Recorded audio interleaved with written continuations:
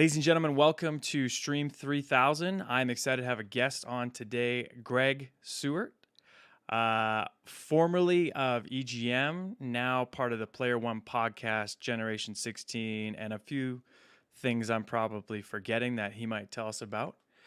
And I think Greg has a lot of history. If you've listened to the Player One podcast before, it's three guys who are all alumni at EGM, all still working in the game industry, I think, right? More or less. Yeah.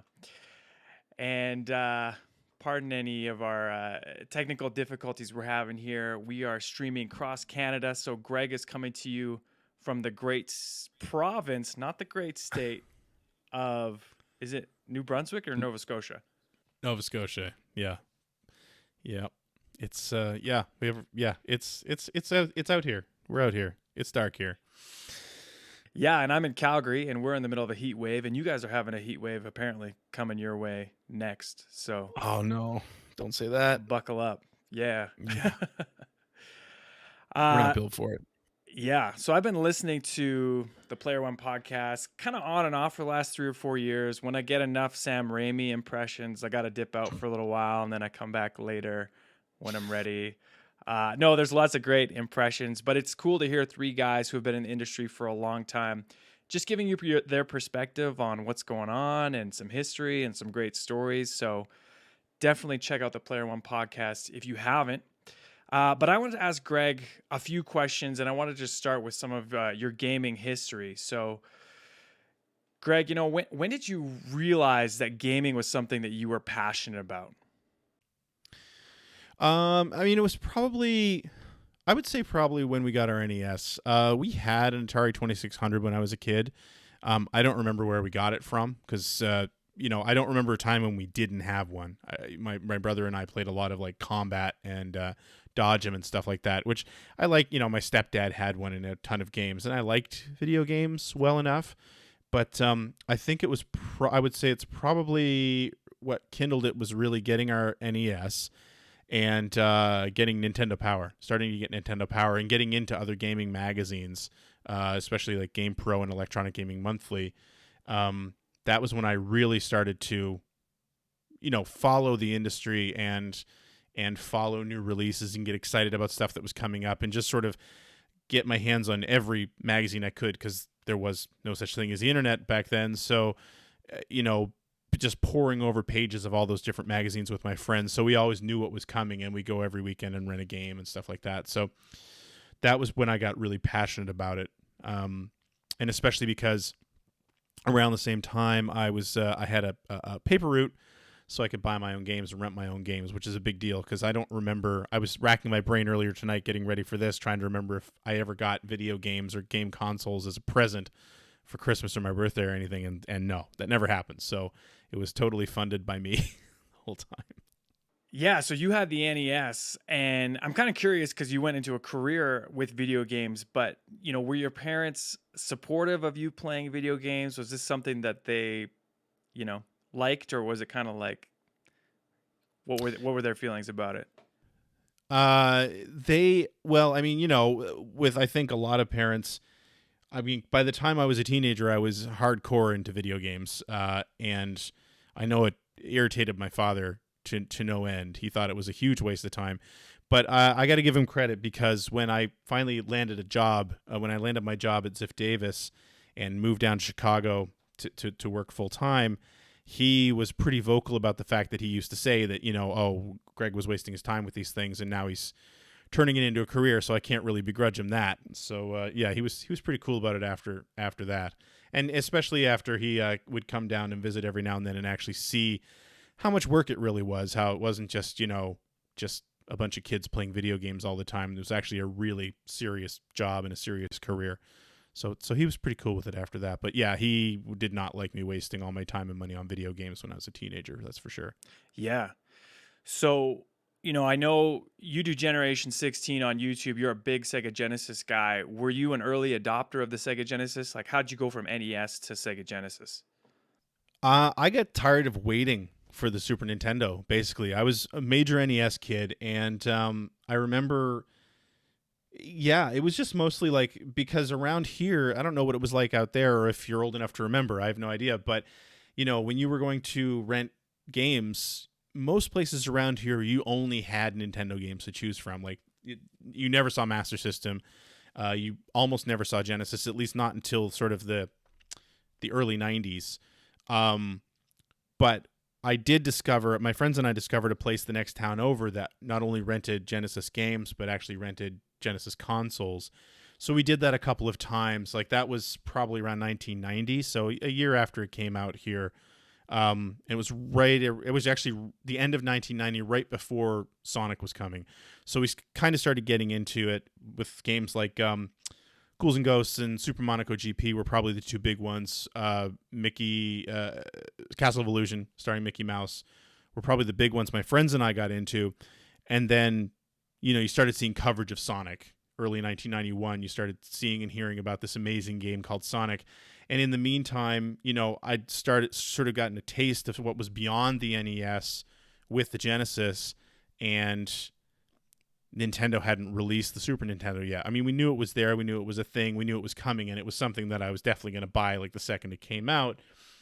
But then, like I say, I started getting a taste of these games on the Genesis, and I wasn't very patient. So I decided that I wanted a Genesis, and I sort of jumped into that full 2 feet first and never really looked back. I did eventually get a Super Nintendo. My best friend at the time got a Super Nintendo at launch, so I mean, I got to play that anyway. But I just completely fell in love with the Genesis library when I dove in. So and just sort of never looked back. Yeah, I mean, I think too, when you compare even those early Genesis games to the NES, I mean, it was such a huge leap, right? And I still go back and I look at Sonic, and man, that's such a good looking game, right? Like you put it side by side with Mario World, and like I would say I'm a bigger fan of Mario World, but still, like visually, those Sonic games just looked great, right? Yeah, and I mean, I think it's definitely a product of amazing marketing. Sega had amazing marketing. Like that was the thing they did right. And I as a lifelong Sonic fan, I would never argue that Sonic was a better game than Mario World. Mario World, it's got much more depth. I prefer Mario 3 to Mario World, but they're more or less the same game. It's minimalizing it, but they're more or less the same game. And you don't get the level of depth and even the amount of content in Sonic that you do with Mario, but Sonic just looked cool. Sonic was very 90s, and Mario World wasn't. Mario World was just a super polished update of the previous game, which, to be completely fair, was one of the greatest games ever made. But, that along with Sega's marketing, where they were very much in your face and very 90s, very MTV, saying, yeah, Nintendo is kind of for the little kids. You're a teenager now. You want a Genesis. It absolutely worked on me.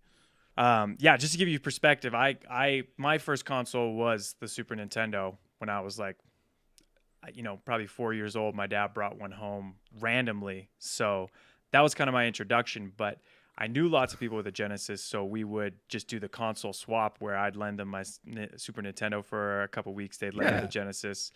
And I don't really remember or ever saw the marketing, that came out for the Genesis, especially in the early days and stuff like that. Like I don't really remember many video game advertisements before about like 1995. So that was a little bit before my time, but I've obviously seen and heard lots about it. Yeah, I mean, they were just amazing at making themselves cool. Sega, I think they definitely set a trend, at least in the games industry, because Nintendo followed suit. By like 94, 95, Nintendo was all about the play it loud and that sort of thing. And like Sony's marketing, especially with Crash Bandicoot standing outside Nintendo's headquarters and goading Mario to come outside and everything like that. Like that was so incredibly an early 90s Sega style advertisement that they definitely set a trend there. So like I said, it worked on me. It was just very 90s, and I was in like 1990 or 91 when Sonic was coming out. I was, how old was I? 15. So I was the target market for sure on that. Yeah. So As someone who is, obviously you were paying attention at that time, do you feel like Sega kind of set up the roadmap for Sony to come in and do the same thing, marketing to kids that are slightly older and edgy and all that kind of stuff? I think they definitely did. Yeah, I mean, they were one of the first. They were the first post Nintendo when Nintendo resurrected the industry. Obviously, I mean, one of the key things, if you sort of read some of the different history books about the industry, that Nintendo was super careful about was not to avoid being a video game. Weirdly enough, because when the crash happened in '83, retailers didn't want to touch video games, so Nintendo tried really hard to sort of stay away from looking like a game console so much, and really sort of went the route of being a toy. But of course, toy, the connotation there is that it's for little kids, which served them really well. I mean, everybody had an NES, and but I think Sega was the first company to realize that group that was growing up, you still wanted to advertise to the new little kids coming in. Like, again, you said you were 4 years old when you got your Super Nintendo. You definitely wanted to draw in that crowd still. But the original group of kids that had sort of made Nintendo and made video games super popular again in the mid to late 80s were getting older, and Sega recognized it. Sega, I feel, recognized it before anybody else. And it was also sort of I would say, based more on necessity, because I think they had 8% of the market with the Master System or something like that. I mean, they couldn't keep doing what Nintendo was doing because they couldn't beat them at that game. Nintendo was too good at it. So it made perfect sense for them to, completely go a different direction, aim older, and sort of get, like I said, get in your face and really make direct comparisons to their competitors, which is something you never ever saw. It wasn't a totally new marketing technique. I mean, like Coca-Cola and Pepsi have been doing that sort of thing for years, but it was just taking that idea and plugging it into the game industry, which was still growing at this insane rate, and sort of carving your own piece of the pie, basically taking something that Nintendo was kind of abandoning because they kept marketing towards children, and say, okay, you belong to us now. We're gonna, when you graduate, this is where you go. And like I said, Nintendo caught on a couple years later, and when they did, they took off like crazy again. But there was a good fight there for 3 or 4 years. Yeah. So you mentioned, started out on NES, you'd moved to the Genesis. You're reading lots of magazines about video games. You mentioned Nintendo Power, but you said you were reading some other magazines as well. Did you know that would be something you'd want to do, writing for a gaming outlet? What was sort of the thought process there? Yeah, actually, that was absolutely what I wanted to do. I vividly remember reading Electronic Gaming Monthly and Game Fan by the mid 90s as well, because they were very Sega centric. If you go back and look at early issues of Game Fan, the Genesis was front and center in that magazine for a long, long time. And I remember telling myself, like, I could do this. I could definitely do this. But of course, and you probably might feel the same way. Now, Calgary's obviously a lot bigger than Halifax, and it was especially back then. But being from Nova Scotia, there wasn't really much of a direct path to the game industry around here in the early 90s, right? Like, that wasn't something you could dream of doing, but it didn't seem all that attainable. But the thing that worked out well for me was that this was like the mid 90s. The internet was becoming a thing, and fan sites were becoming a thing. So by the early 90s, I had decided that, yes, I thought I could do this. I felt like I could, write a competent review and really get my ideas across, and I felt like I had something to say. And then in college, getting into the computer labs, discovering Usenet, and meeting a bunch of like-minded people on the news groups, and then IRC, meeting people on IRC as well, which was a chat program. I found people who also wanted to do that sort of thing and now had the means to do it. It was kind of like doing a fanzine without having to worry about publishing and mailing things out. And so that was how I started. I met another guy on the news groups named Jim Cordera, and he and I together had sort of struck up a friendship with sort of our mutual love of Sega consoles. and he was based down in New York. And then we met somebody else who I feel terrible about, but I can't remember his name. But he was starting a fan site about Saturn games called the Daily Saturn Gamer or something like that. And we signed on to write for him. And that was immediately picked up after we had signed on by a website called Gaming Enthusiast Online, which was run by Sam Kennedy, who you might have heard of. He went on to create 1UP and worked at Activision, and he runs his own game studio right now as well. But anyway, we sort of were folded into them as their Saturn section, and then right around that time was when they left their publisher, and we all together had created Gaming Age.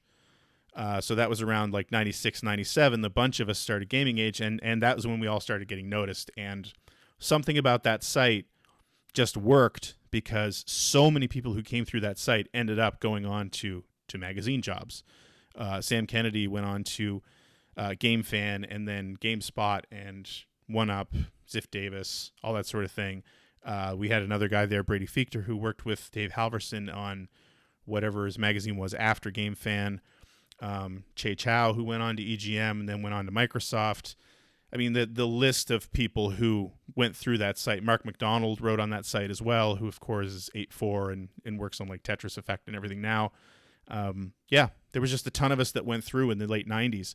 So it really opened up, because I feel like if the internet hadn't been a thing and fan sites hadn't been a thing in the mid 90s, my life would have taken a completely different trajectory, because I wasn't about to pick up and move down to the US in the hopes that I could land a job at one of these places, right? But I was able to make a name for myself and build a portfolio and also make contacts. So this IRC channel that a lot of us used to hang out on, which was hashtag VidGames, it's sort of the same thing. Like if you go back and look at a list of the names that were regular people who hung out there, they're like a who's who of industry personalities 10 years later. John Riccardi again. He was working at Ziff Davis. He's 8.4 now, and that's where I met Chris Johnston, who I do the podcast with as well. So sort of made all those contacts there, and it definitely turned into a bit of a recruiting site for people who already had those jobs, and that's really how I ended up landing the job at Ziff Davis. So is that like, what year did you start at Ziff Davis? I moved down in October of 99, but I was actually doing a bit of work for them before that. I got hired, and where, of course, that's the U.S. and I'm Canadian, you had to get a work visa, which usually took a little while. So I got hired and was actually working on a Grandia strategy guide. So I got hired at Expert Gamer, which was being run by John Riccardi at the time. And that was back when, now everyone just goes to GameFAQs, and GameFAQs was still a thing back then. But, you had magazines like Expert Gamer and Tips and Tricks that were monthly and had walkthroughs and tons of tricks in them as well, which were huge business in the late 90s and early 2000s. So that's where I landed, was doing that job. And I was working on a Grandia strategy at home while I was waiting for my work visa. And then I ended up flying in for a week before I could actually work there, which I was so afraid I was going to get arrested for this or something, to go in and do like a Final Fantasy VI strategy guide over the course of a week, and then finally moved down there permanently in October of 99 to work at Expert Gamer. And was there like a feeling of like, wow, I'm turning this hobby, this passion into a career? It's like living the dream. Was that kind of where you were at headspace wise? Oh, absolutely. And it was funny because when I got hired at Ziff Davis, I had stopped reading Ziff Davis magazines probably 5 years earlier. I hadn't cracked an issue of EGM in 5 or 6 years. But I mean, walking in there for the first time for the interview was amazing. I mean, you walked in, everybody was in cubicles. There were toys everywhere because we're a bunch of kids anyway, right? Like a bunch of early 20s was sort of the average age, all video game nerds. And like you look at people's cubicles and there's just video game posters plastered everywhere. Everyone has a Sony Trinitron TV on their desk. Everyone has a PlayStation on their desk and a Saturn on their desk, and they're all like the test units, so the blue PlayStations, and there's just tons of game discs everywhere, and it was amazing. Like it was like paradise.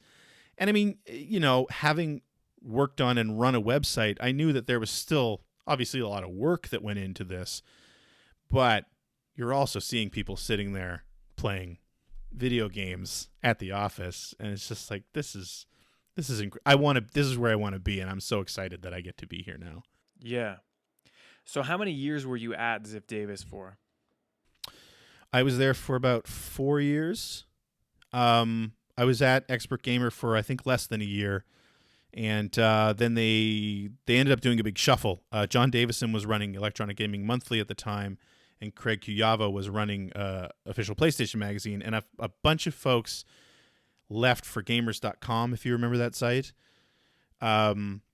So they had to sort of shuffle everyone around, and they ended up moving John Davison over to run the Official PlayStation Magazine, and they ended up eventually hiring Dan Shu to run Electronic Gaming Monthly. But one of the things that was supposed to happen is I was actually supposed to move over to the Official PlayStation Magazine, and one of the editors there named Joe Rubicki was supposed to move over to EGM, but he didn't want to move over to EGM because he loved where he was, and he really wanted to work for John Davison.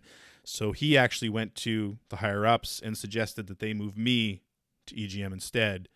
And that was really the only reason I ended up over there. I mean, I hadn't been angling for a job. I didn't even know there was a job available. And EGM was like the flagship, and they were kind of over in their own space. And I didn't not mingle with those guys, but I wasn't close friends with those guys either. So kind of having that dropped on me out of the blue was like, okay, now you work on EGM. I was like, sweet. This is what I want to do. I mean, guides are great, but I hated doing it.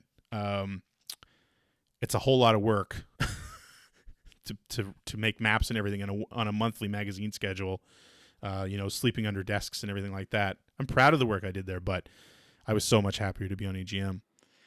Yeah. So there's a few things I'm curious about, so I might end up asking a lot of questions, but you're coming from the online world. You've been doing stuff on the internet. Now you're working in print media again, but a lot of these companies are trying to figure out what their online presence should look like, and you've got these upstarts. Like at the time, IGN was basically an upstart. In their early days, nobody took them seriously or anything like that. What were the conversations like? Like, was there a feeling like, we know print media is not going to last forever? We got to make sure we develop these online presences, or what was kind of the atmosphere on that? Honestly, I don't want to say that we didn't take it seriously. I don't think that's fair. I know that we had, I think we had a partnership at some point with GameSpot, or it was videogames.com at the time, which was an amazing URL. I can't believe that. I think they actually let that go eventually, like videogames.com. What could possibly be better for a gaming site? But yeah, I mean, I think we had an EGM online at one point, but it was pretty light.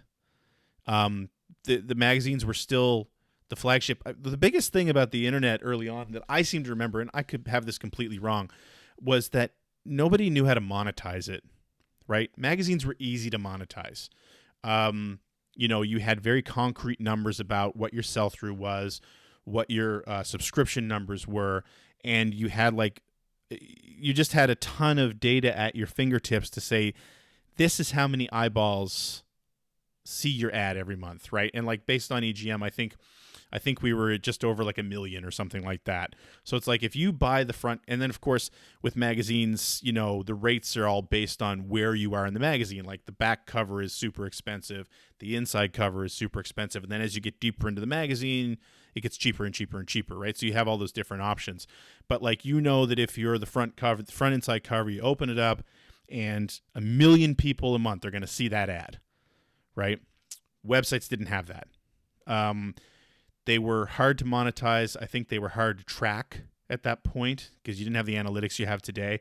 Plus, they were still being adopted, right? I mean, just before I left in 99, I think I'd only had an internet connection at home for 2 or 3 years before that, and it was still dial-up, right? So the ads you had, they needed to be banners, they needed to be small so they would load quickly. Like it wasn't as big a thing. When high-speed internet came in, everything changed, obviously. But I was on the tail end of when magazines were still the more viable option for advertising. Well, I remember like going onto IGN, you know, they had like a leak for Smash Bros 64, so they had the Japanese version of it. And being in the computer lab at school waiting for it to load the picture, realizing you're going to go do something else and then you come back. Whereas, I have vivid memories of reading EGM and you guys had this beautiful magazine and layout. And so, some of those magazines were thick too, right? Like, I mean, you guys were putting a lot of content in there. And I think it's hard for a lot of people to understand now, for my generation, we're kind of in that gap in between where it's like we know we had the internet by the time we were in high school, college, high speed, and everything like that. But we grew up pre-internet era, and there just wasn't anywhere to go to read about video games except for magazines, right? Yeah, and I mean, like, I think what you said is a great point. Like, IGN had a leak of Smash Brothers. Like, and the wonderful thing about the internet was, of course, that was instantaneous. As soon as they had it, you had it, right? Like, whereas us at the magazine, as soon as we had it, you had it 3 weeks later. So there was always that. That was always a problem. But there was still sort of a Wild West feeling on the internet, or for the internet, from sort of the standpoint of the game publishers at that time. So we were still taken way more serious. We were sort of the serious professional outlets. You got to make sure that we were the ones getting the exclusive covers and that sort of thing. And I'm not just saying EGM, but I mean the print media in general was still sort of held up at a higher level than internet media. But during my time there, it definitely shifted. And I mean, like when I said that people left for gamers.com, that was around the time that the balance was starting to tip for sure. So yeah, and I don't remember what year YouTube actually took off, but we were feeling it, but still by the end of the time that I was there, print media was still king. So, you were getting scooped, but it didn't matter so much because, the exclusives were still being offered to you because you were print. So you start there, it's 1999, it's like the end of the N64, Dreamcast is just coming out, PlayStation's still going strong, right? And then you got all this whispers on the horizon, PS2 is going to come out, GameCube, Xbox. I mean, this is like a time of a lot of change. Do you feel like you guys like had your finger on the pulse of the industry the whole time? Or was it like every day it's like, oh, this is happening now? Like, what was the feeling that you guys had in the office with the rapid changes happening in the industry? We weren't caught by surprise too many times,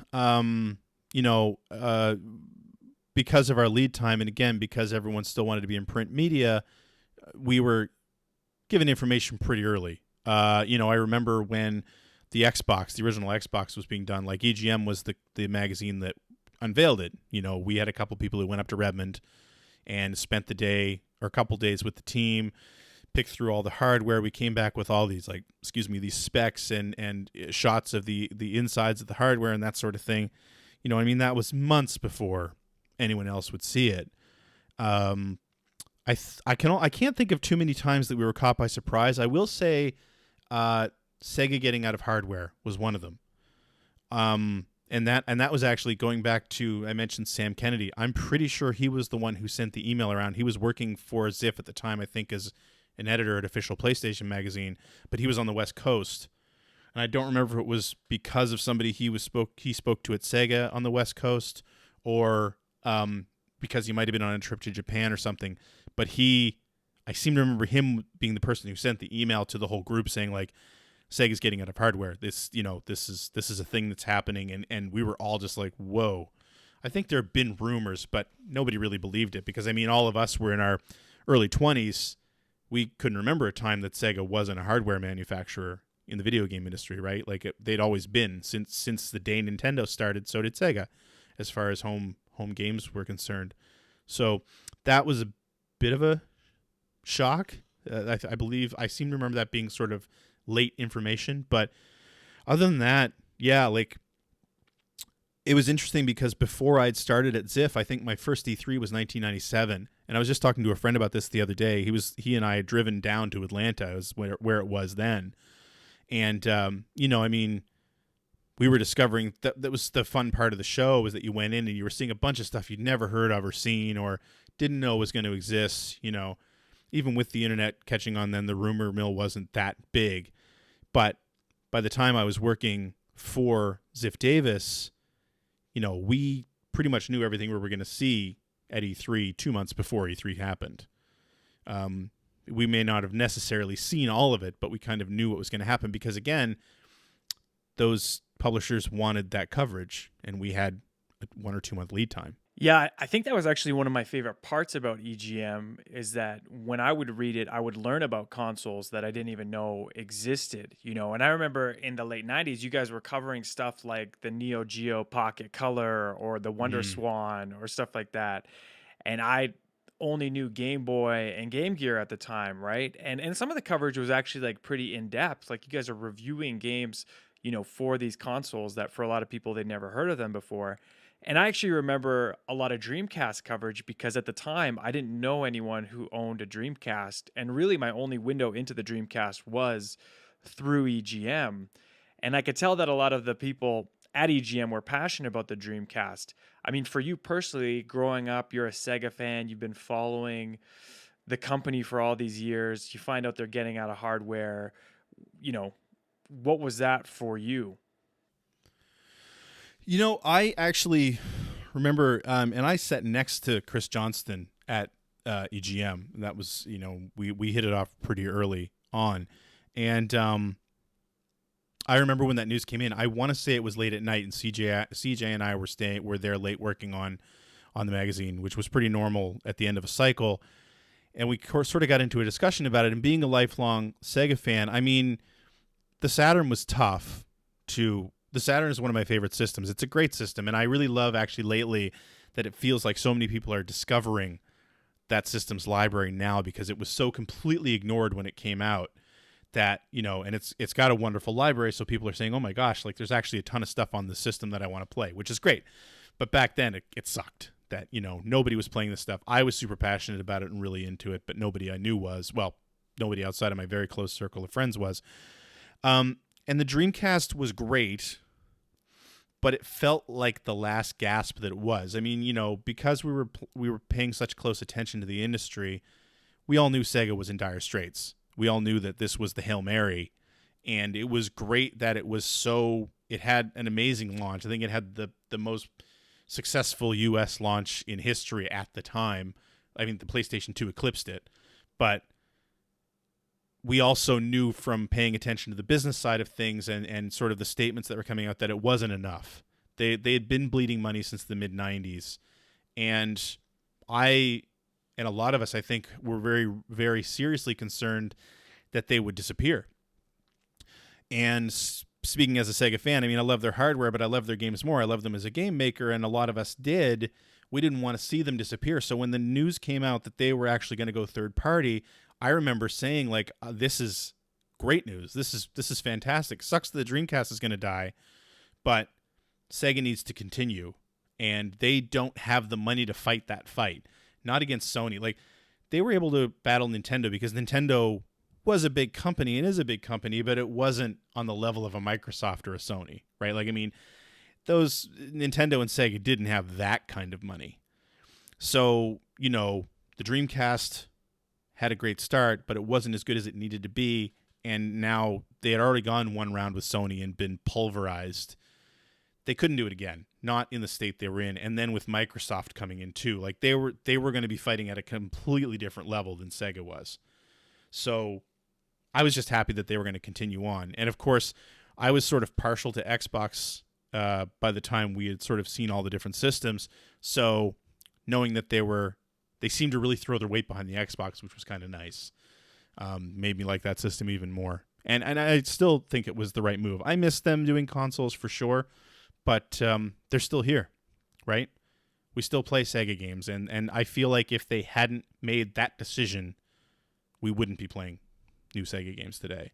Yeah, I mean, I always felt like visually, whenever I saw a Dreamcast, so sometimes it'd be like at a Toys R Us or something like that, or on EB Games, there'd be a Dreamcast demo set up with games like Power Stone, Sonic Adventure. And I remember when I first saw the ad on TV that Sonic Adventure 2 Battle was going to come onto the GameCube. And it was mind blowing. I feel like a lot of people now, kids today, they've only grown up in a world where Sonic is on Nintendo. Like I think a lot of kids think he's a Nintendo character or he goes with Nintendo. And it was so mind blowing to see that commercial on TV and be like, is this really happening? You know, Sonic Adventure 2 Battle on the GameCube. Now people think of Sonic Adventure 2 strictly as a GameCube game when it had been on the Dreamcast before. And then they came out with really strong support for the Xbox as well. But I'm curious, you know, and maybe you guys have talked about this. Do you think Microsoft ever considered buying Sega at the time, you know, for their IP or whatever? There was a rumor about that, but I don't remember. I don't know how if it was ever substantiated, right? It always seemed interesting. Everyone always drew comparisons to between the Xbox controller and the Dreamcast controller. They have a similar design. The originals have a similar design.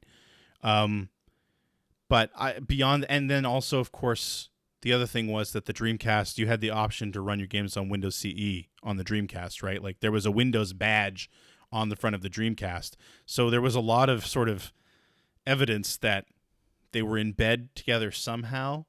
But I don't remember ever hearing anything solid that that Microsoft was actually looking into them. But that also wasn't sort of my beat.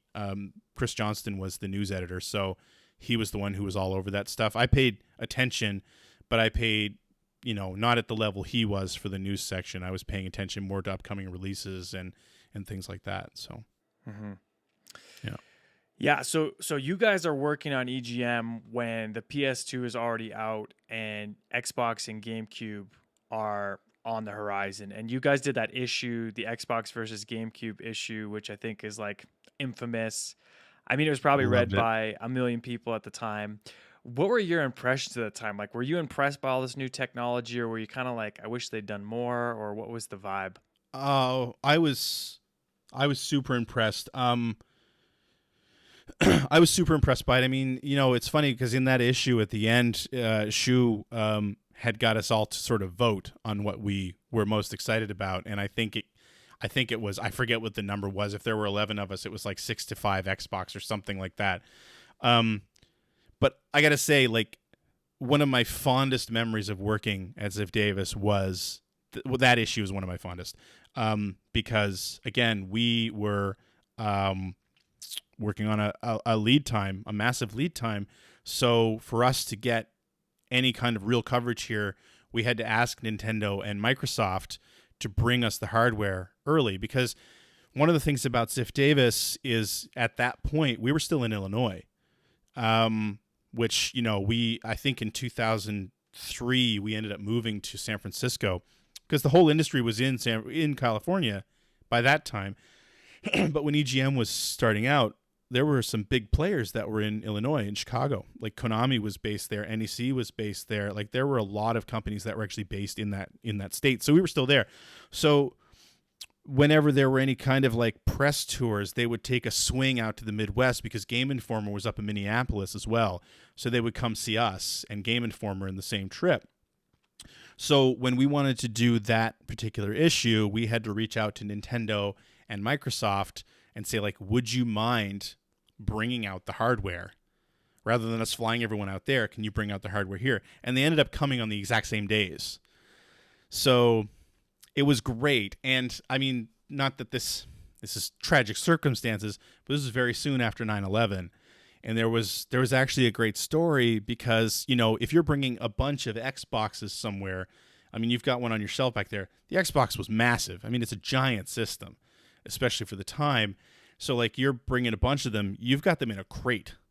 And that's what this guy showed up with, was a crate of Xboxes that he had gone through security with. So and he joked about this, and I forget his name, but he was Middle Eastern.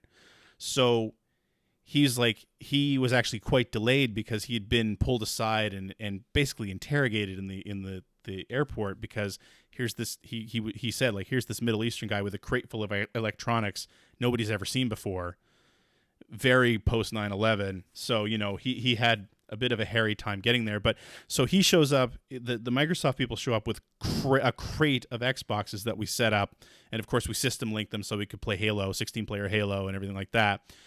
And then, so that was one end of the office, and then Nintendo, who were notoriously stingy about anything, like when you reviewed a Nintendo game, they didn't send you a ROM. They sent a representative, like on the N64 as an example, a representative with a ROM in an N64 that was then encased in a locked steel box. And that rep had to be with that system at all times. So when you reviewed one of their games, the rep sat with you. Not to talk to you about the game, but just because they weren't allowed to let the game out of their sights.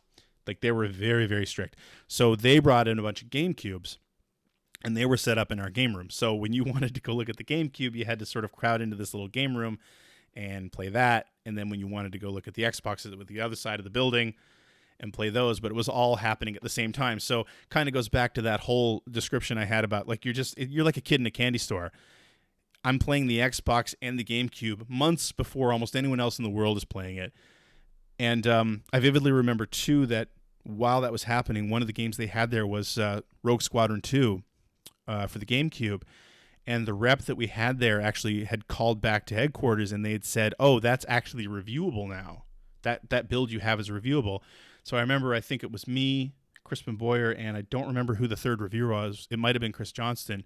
Ended up staying with the Nintendo rep all night because we were going to review that game. And we literally finished. I was the one who actually managed to finish it at like 5 a.m, I think. We rolled credits on it. So it was another one of those. It was just a great thing, right? Like, the four of us had stayed. The office is dark. It's 5 a.m, and we blow up the Death Star. And it's like, okay, now we can write the review. But yeah, I mean, it was super exciting, and, you know, nobody was negative about anything. We were really excited about the fact that both systems had 4 controller ports. That was huge. You know, it's kind of, we don't think about that today, but, you know, Nintendo kind of made that a big deal with the N64, and Microsoft had adopted that. Microsoft was very big about talking about the upcoming Xbox Live. That was huge because, again, Sega had sort of made it like, you know, you've got to have connectivity in the box, you know, and then Sony didn't really follow that up, but Microsoft was very big about that. They were selling that right from the start, that you're going to have online play with this thing. And, you know, that it had a hard drive. I mean, I think we were all very high on the Xbox because Microsoft was making good decisions, and they were making different decisions, but they didn't seem like it was naive. They were all for a purpose. It wasn't because they wanted to be different from the PlayStation or the GameCube, but because they had a vision that they absolutely followed. And I remember, I think it was in our Xbox reveal where one of them said, like, we don't plan on making a huge profit on the Xbox. The Xbox is the precursor to the next one, and the next one is when this brand is going to be a thing, right? So they were just very smart about the whole thing. So that was always exciting. We were all super excited about Halo. But then everyone was excited about the GameCube because it's Nintendo. And, you know, we'd all seen Sega get knocked out of the park, basically, fighting with Sony. Nintendo had clung on somehow, even though the N64 didn't do all that great. So here was Nintendo, and they were finally moving to optical format. They were getting away from cartridges. And, you know, like some of the stuff we saw, like Rogue Squadron looked incredible. There wasn't a Mario. I was crazy about the way Luigi's Mansion looked. The games just looked nice. And it was kind of, the GameCube kind of seems like it launched the era that the thing that Nintendo's still doing now, where they might not have the most powerful hardware out there. They stopped that race, again, because they were fighting against 2 juggernauts that could outspend them. But then it was like art direction became everything. You know, so it's like, yes, it's the same thing now. The Switch isn't as powerful as the PlayStation 5, but oh my God, a Nintendo Switch game looks like you're playing a cartoon. And it has been like that since the GameCube, and it served them really well. So it was kind of the beginning of that era. So we were really excited about that as well. I gotta ask really quick: are the rumors true that sometimes Nintendo would like have girls who were chained to the handhelds when they were supposed to be shown to people and stuff like that? So they're literally walking around, handcuffed to this DS or whatever, so nobody could walk away with it. I think they did that at an E3. That there is some truth there. No, but they what they would do was they weren't handcuffed to things, but it was like I said before, like the rep would show up. And they would have like a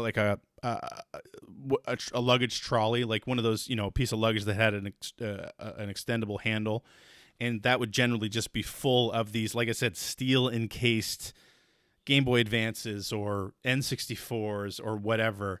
And like I remember reviewing Paper Mario on the N64, and because I was the big review, so the main reviewer, it was. I needed to put the most time into it. And so the poor rep, if I was going to play it, normally if I needed to do that, I would take a system and the ROM home with me. But you couldn't do that with Nintendo. So the poor rep had to sit there in the game room with me while I was playing. She was really nice, but, technically she wasn't allowed to leave the room without the... So if she had to get up and use the washroom, like technically I would have to save, disconnect the system, and she put it in the case and take it with her to the washroom. Now that might have been... those rules weren't necessarily always followed 100%, but those were the rules. So you just give her your driver's license, and then she could go to the bathroom, and she knew you weren't going to run away. Pretty much. yeah, pretty much. That's amazing. So you guys jump right in Xbox system linked 16 players Halo. Like I feel like your first experience with the Xbox is basically the best experience that anyone can have with the original Xbox. Like, what was that like? It was incredible. There's a great, I think it's in that issue, there's a great picture of Mark McDonald screaming at the camera, and that was the first time we played Halo 16 players, and we just had, it was just out on a bunch of tables. We had a bunch of our Trinitrons from our desks, and the Xbox is all linked up, and we're sitting there playing 16-player Halo just as a big crowd, and those of us who aren't playing are crowding around watching. We were super excited about that game in general. And then the wonderful thing was, of course, because the system had Ethernet built right in, worked on the company network.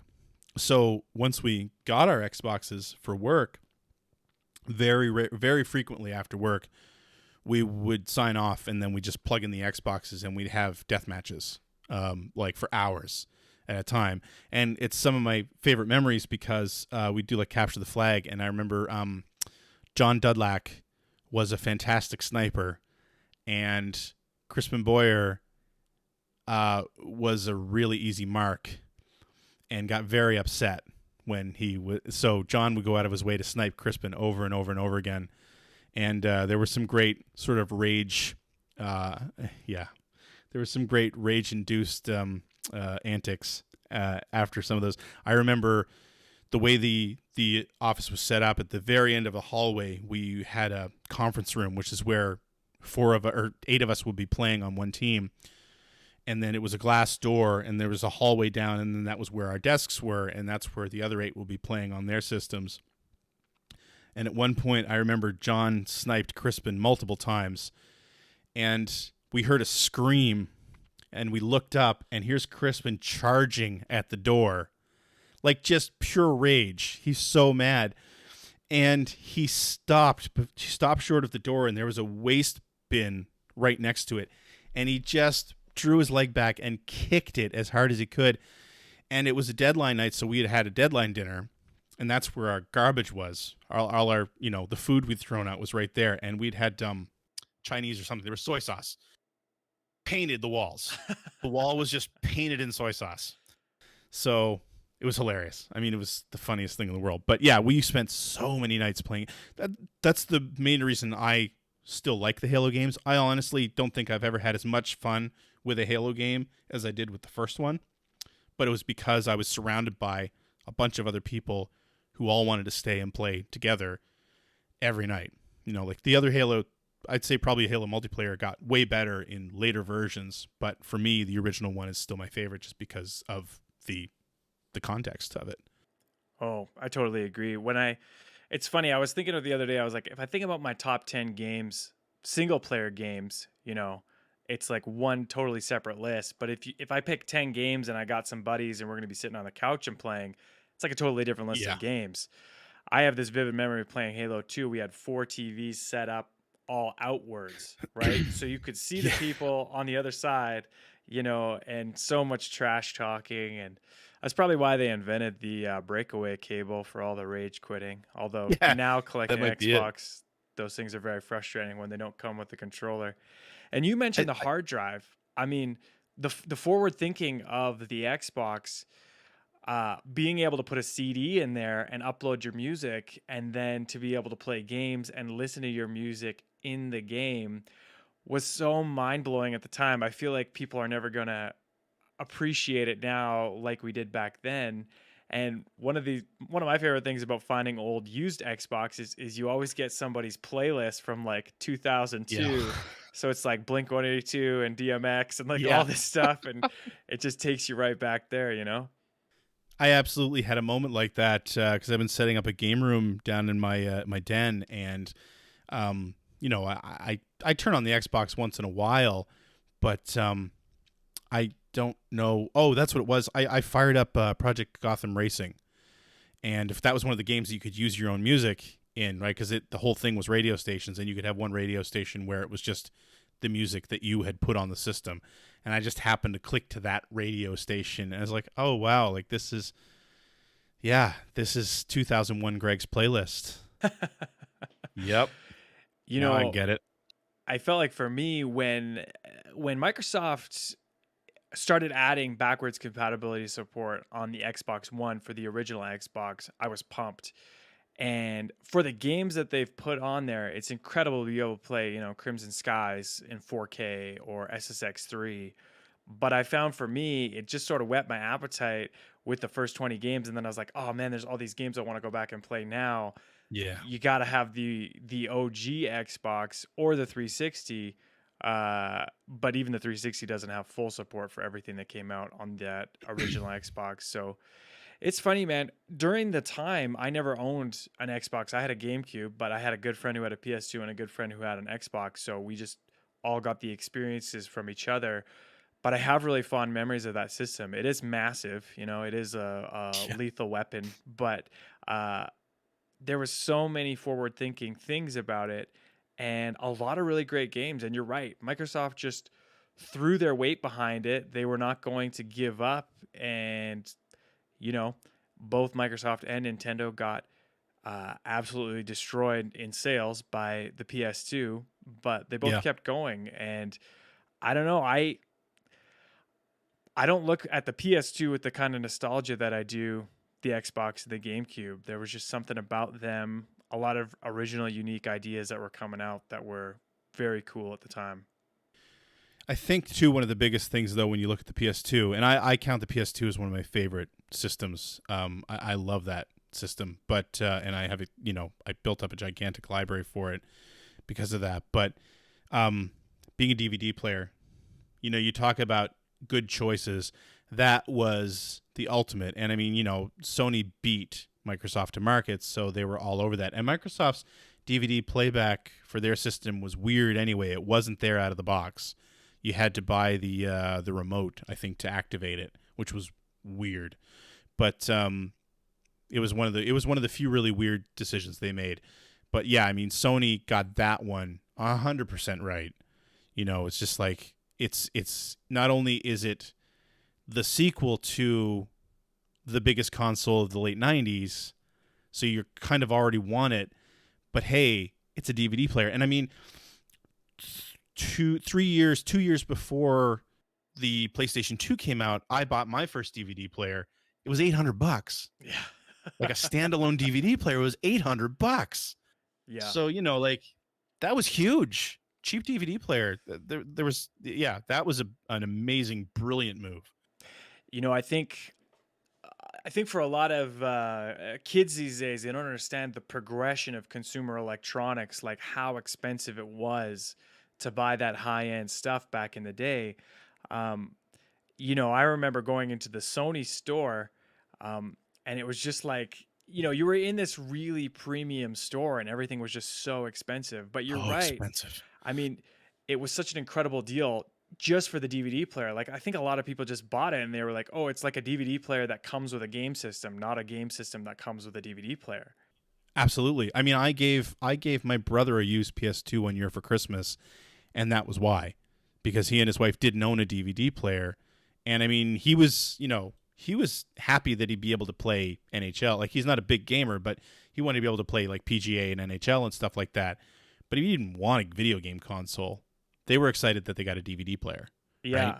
And it was a great DVD player too. I mean, it Yeah. wasn't like a cheap piece of junk. And you see a lot of PS2s in the wild still that are in great working condition and you can just plug right in and go. I mean, I think they did try to address some things later on by adding the modem and the hard drive and stuff like that. But as much as I think Microsoft was on the right track, a lot of people weren't ready yet to game online and, to fully utilize the hard drive. And so Sony did really find those selling points that they knew they were going to grab everybody. And you're right. I mean, even with the original PlayStation, a lot of people, that was their first CD player, right? And I remember being over at my buddies and listening, through the composite cables, listening to music through the TV in his room, right? And at the time, it was like, this is amazing, Yeah. And I mean, that's, and they even if you remember, they pushed that a little bit at the beginning too, because I remember knowing that with Ridge Racer, like the original Ridge Racer on the PlayStation, once it loaded in, you could remove the disc and you could put your own music CD in there and it would play tracks from the CD as background music. Oh, I didn't even know that. Yeah. Yeah. So it wasn't something that happened a lot after that, but that was a big thing, because you're right.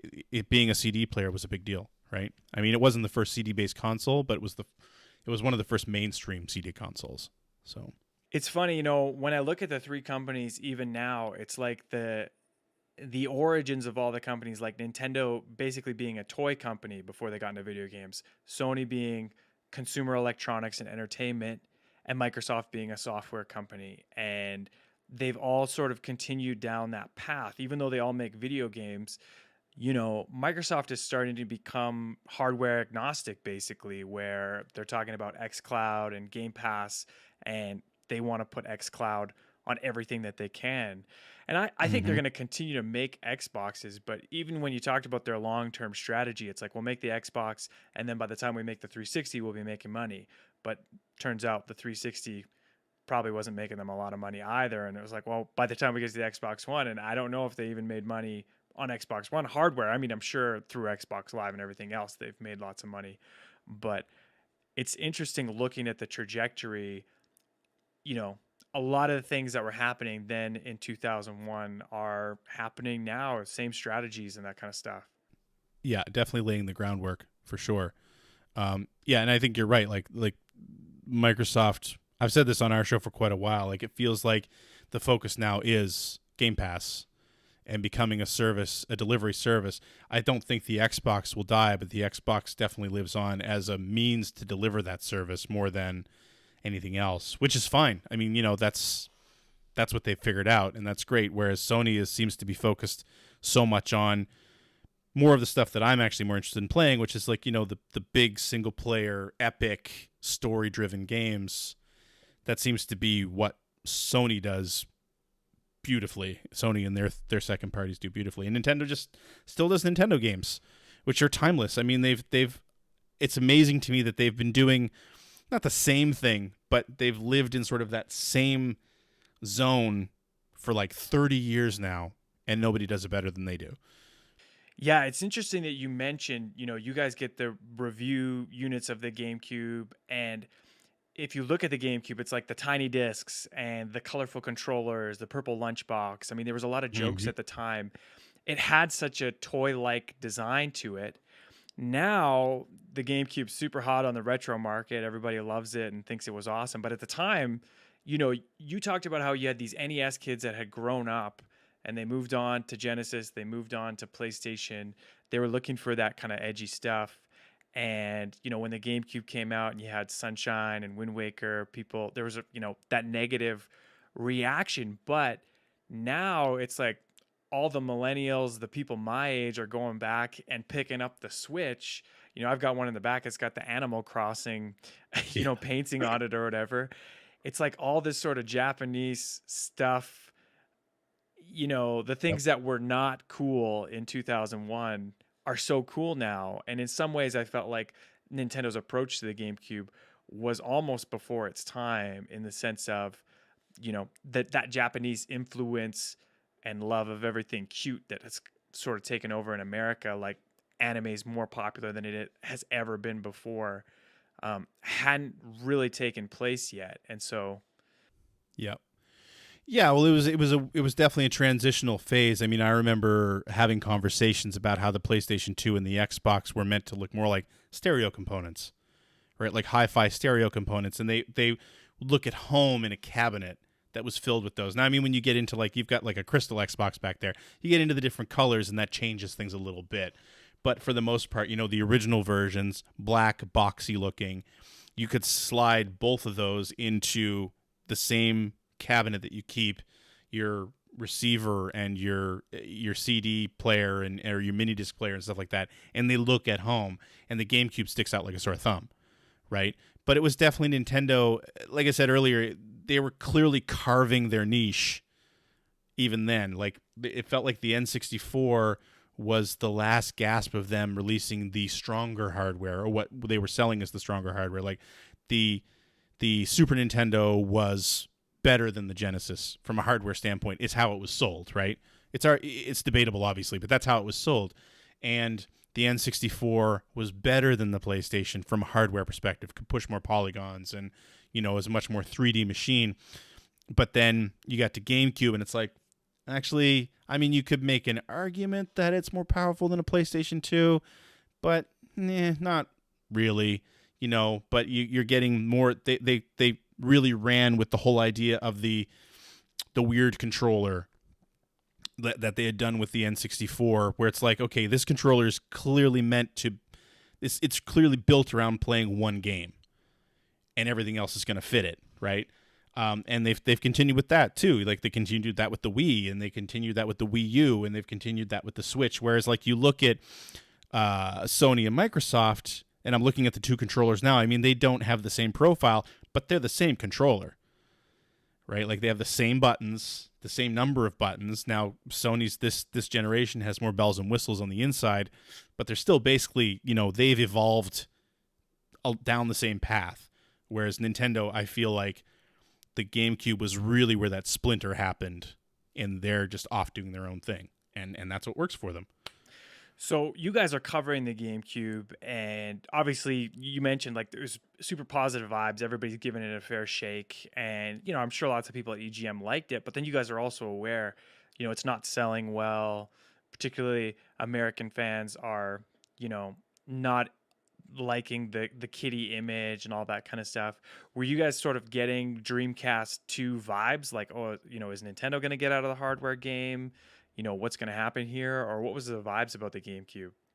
I don't remember ever thinking that. I think mostly because the Game Boy Advance was happening around the same time, and that was pretty huge when it came out too.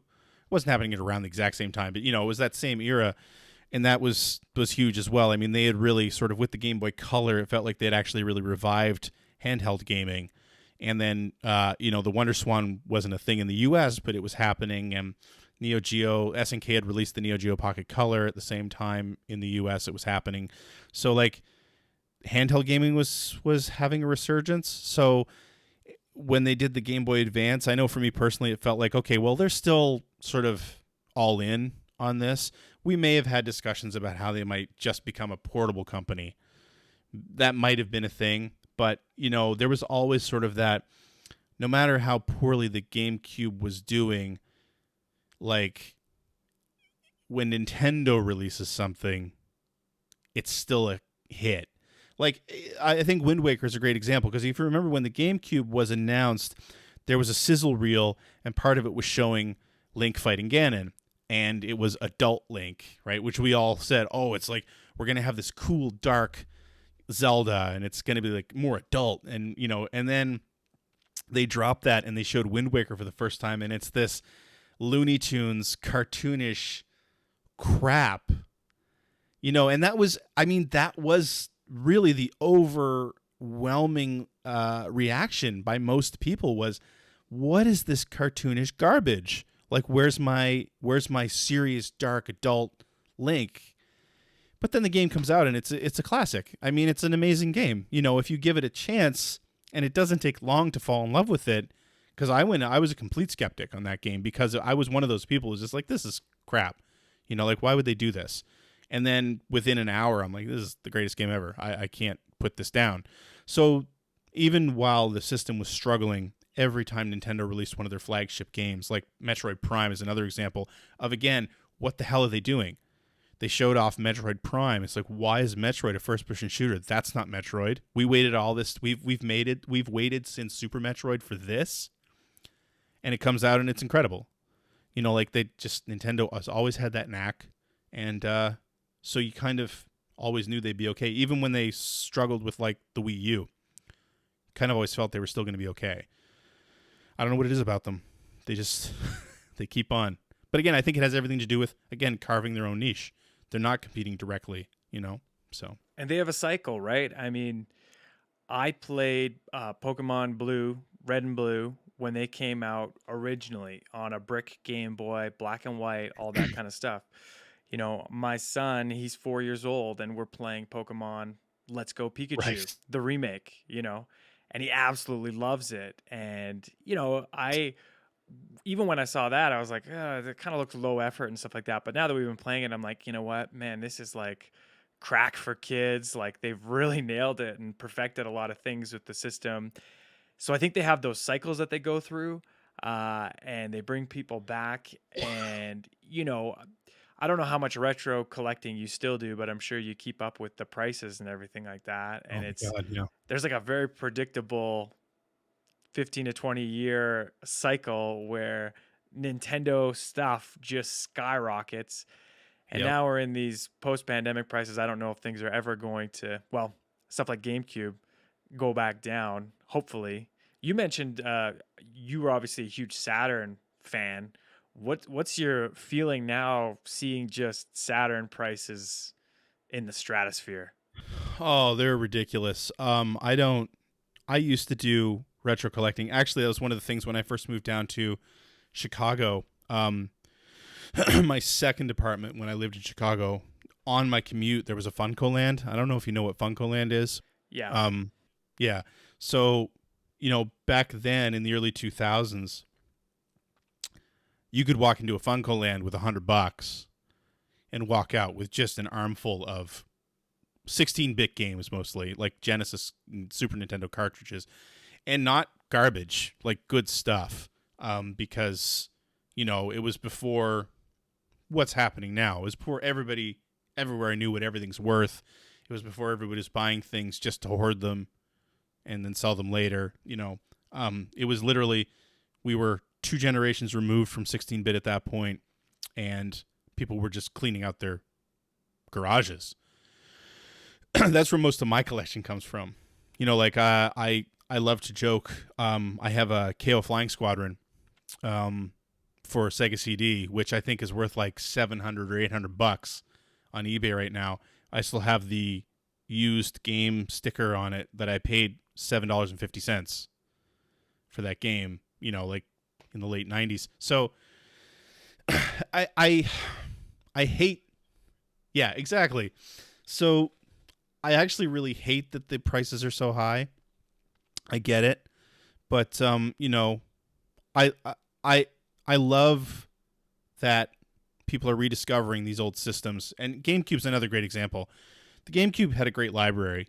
I think actually the PSP is another good example. The PSP had a great library of games that I think a lot of people didn't experience because those systems weren't super popular at the time.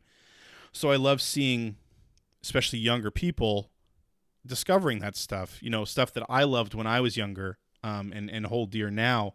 But the high prices are such a barrier to entry at this point that, I kind of hope emulation gets better and better and better. I have no problem with people emulating, and honestly, if that's the way you need to experience it, Panzer Dragoon Saga should be played. It's an amazing game. It's not $1,000 amazing. Yeah. That's one of the reasons. I mean, I'm kind of grateful that I grew up more of a Nintendo kid than anything else, because the stuff that they're doing with emulation, particularly Dolphin for GameCube and Wii, is just incredible. And there's a feeling like if I ever needed to play something, if I ever wanted to capture footage, it's there. And I feel like for some of these other systems, even the PS2, like you can emulate the PS2, but it's not 100%, right? You mentioned the Saturn. I mean, I don't know what the current state of Saturn emulation is, but it's once again not 100%, right? So that's too bad. Right. I mean, Dreamcast has come quite a ways in terms of emulation, and I see some positive stuff on that. But I really wish Sega would be probably the number one company I think needs to go into their back catalog and be like, we got to preserve some of this stuff for the future. People want to buy it, and I think they have a lot of franchises that they could revive, and people would be interested in playing them again. I mean, some of their big hits on the Dreamcast weren't necessarily Sega first party, but even going back and having conversations with those companies, right?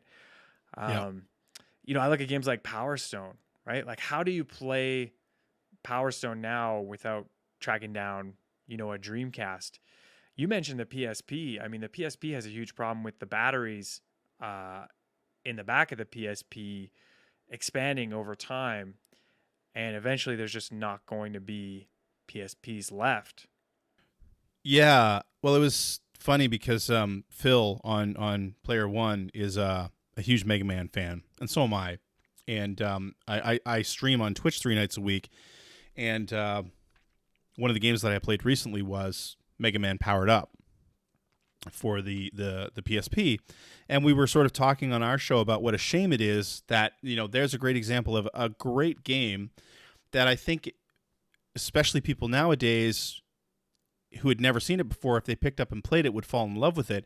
It's trapped on that system, because I mean, I don't know how good PSP emulation is either, but like it's on a UMD. That is a weird format. It's not something like, I remember with Sega CD when my system wasn't working, I could still plug a Sega CD disc into my PC disk drive, and if I had an emulator, I could play it. It's like, okay, so if I've got the medium, I'm still good. But like that game never got released digitally, so it's just completely trapped on that system right now in this terrible format that's not easy to read. It's too many steps removed from, again, sliding a disc into a disc drive and just playing it, which I think is where most of it needs to be. It needs to be simple, because as soon as, there's always the hardcore people out there that are going to get into that stuff, but as soon as you add 2 or 3 extra steps to any of that sort of thing, people are going to lose interest.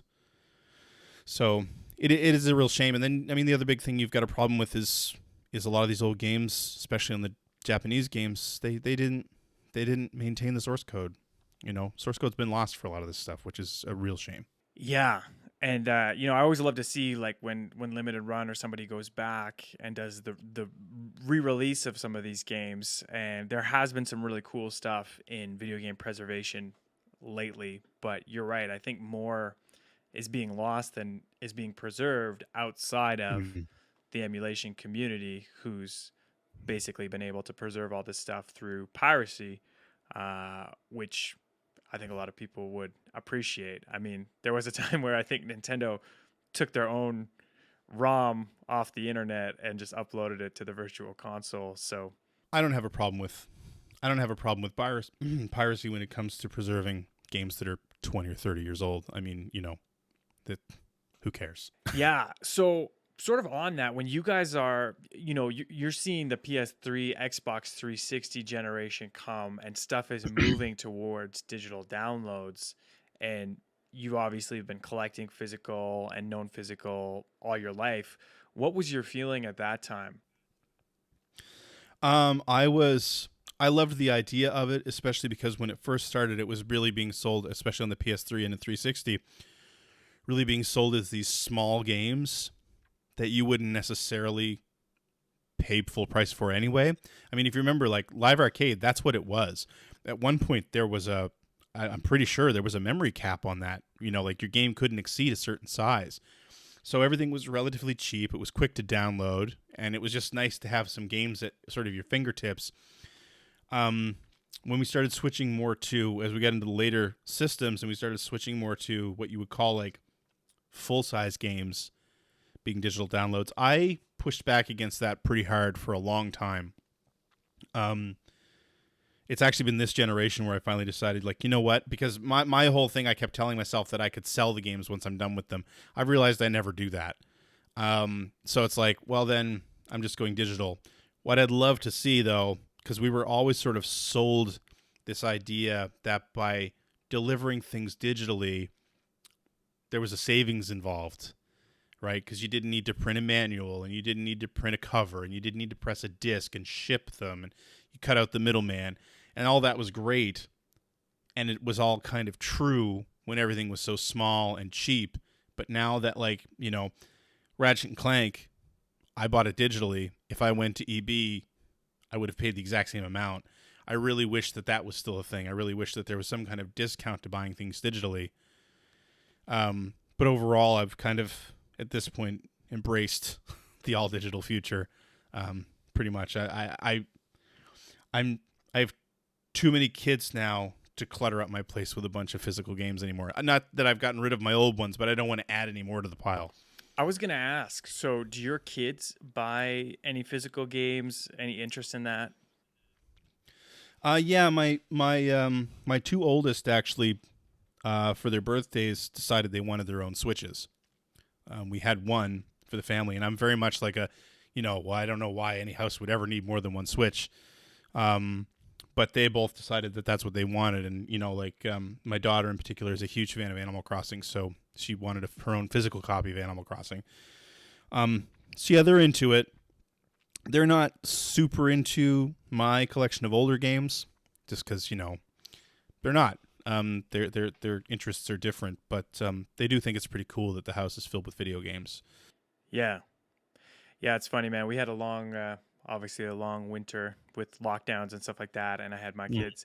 And so one of the things I would do is I'd take them to the basement, and I had the Super Nintendo Classic Edition, and give my wife a little break. We would go down there and we'd play, and trying to get my son into stuff. And it was interesting what he responded to, but it was like once I put Pokemon Leaf Green on there, and it was like once that happened, that was like all he was about. I tried to get him into like Super Mario RPG, and we played Mario World, the first one, and a little bit of Yoshi's Island, and he was like kind of into it, but something about Pokemon. But it was a little bit of an eye-opener for me of, he's going to have his own experiences and get into his own games, and it's the way it is. I think these games are classic, and I have the nostalgia goggles and all this kind of stuff, but it's different for them, right?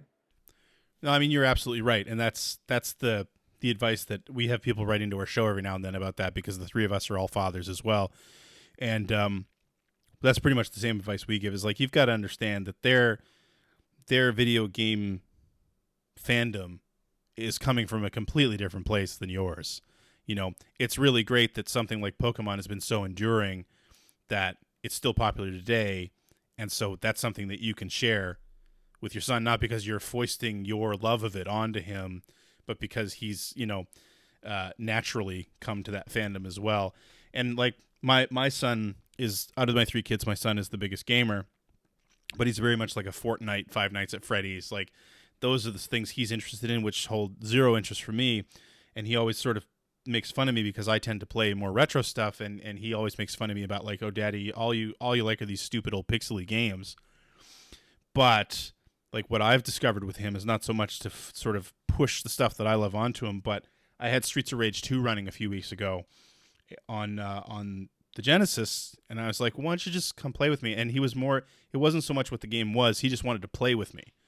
So it's like, he's not a big Streets of Rage 2 fan, but the fact that we got to sit together and play couch co-op, that was all he cared about. So it's like that was sort of a big discovery for me, was like, it's not so much what he's interested in, what he's not interested in as far as what the game is. It's that we have an opportunity to play some things together, and that seems to be more important to him. So you kind of got to let them find their own way, right? No, and I think that's huge. And I think about this a lot too. Like when I got the N64, it was some of the first 3D world I'd really ever explored. And I had like Shadows of the Empire and Wave Race. And I used to just like do time trials and Wave Race and just drive around and like look at stuff, like look at the docks that they made and all this kind of stuff. And so I always think about, if I had a game like Minecraft at that age, you know, it would have just blown my mind. I think now I'm kind of too old to really get into it, and it's just not my cup of tea, because I'm like, what, you just wander around and just build whatever and stuff like that. But I can totally see how kids at that age, it's just this world that's endless and you can explore and all this kind of stuff. So totally get that appeal. So quick question for you. When the Wii was released and you saw it, what was your vibe on that? Were you liking it? Were you a believer? No, I hated it right from the start. I remember, and I mean, I had moved on to game development by the time the Wii came around. And I remember seeing that, and I think I was still talking to, when we first saw the controller, I think I was still chatting with Mark McDonald every now and then, and I remember him pointing out that it was basically an NES controller, right? But it had motion control. And that seemed to be the neatest thing to me. I was mostly interested in, because of my nostalgia for the NES and hearing about Virtual Console, I was like, oh, this is great. And then, you know, the fact that the Genesis was going to be on there, and the Turbo Graphics and the Super Nintendo, and which, by the way, for my money, was the time that the Virtual Console was the best, was on the Wii. But I just never really got into motion control stuff. There were a few games I really enjoyed, but I hold very few Wii games as sort of, I hold very few of them in high regard. It just wasn't for me. The Wii U, that I felt had some really great games, but yeah. I always felt like it was kind of amazing that Nintendo did Virtual Console in the first place, and that they actually put Genesis games and TurboGrafx games on. Like, it seems now in hindsight like something's, you know, very non-Nintendo, right? And the Wii was actually an incredible opportunity for people to experience retro games and revisit this kind of stuff. And I think it really did contribute to a lot of people going out and finding those games again, or checking out more. At what point did you guys start the Player One podcast? So, so I left Ziff Davis in like 2003 or 2004, and that was right when One Up was starting to get big.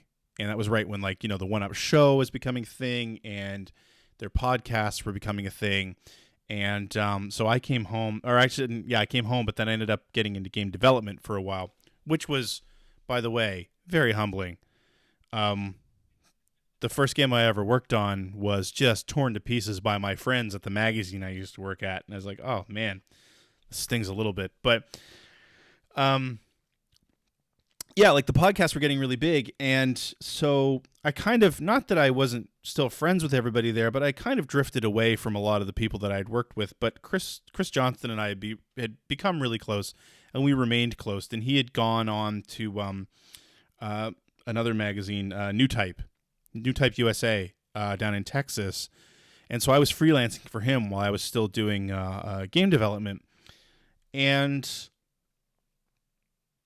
really what kicked it off is, it was very much the same thing as how my career in games media started. I remember exactly the conversation. CJ came up here for my wedding, and we all hung out, and we sort of started chatting really regularly again after that, even more than we had been. And we were both listening to One Up Yours, pretty regularly. And I remember us sitting there one night, we were playing Burnout. That's what it was. We used to play Burnout all the time together. We loved playing Burnout online, but we would just use it as a reason to chat. And I remember saying, like, we could do a podcast. Like, there's nothing that One Up Yours is doing that we couldn't do. He's like, yeah, you know what? You're right. Let's give that a shot. And like it was just that was it. It was born out of that. And like I said, it's very similar to me in the early 90s reading these magazines going, I could do this. I just need the medium, right? So, I mean, I listened back to our early episodes and we couldn't do it, but we believed we could. So, and we were both tenacious enough to keep it up. That was the big thing, is that we just, and I think it's sort of a lot of YouTubers, that's how they see a lot of success right now too, is it's all about consistency. And we remained consistent. I mean, we've been going 15 years now, and I think we've missed 1 week the whole time, which when you consider that in that amount of time between the three of us, we've all been married at least once, gotten married, I should say, at least once. One of us got divorced.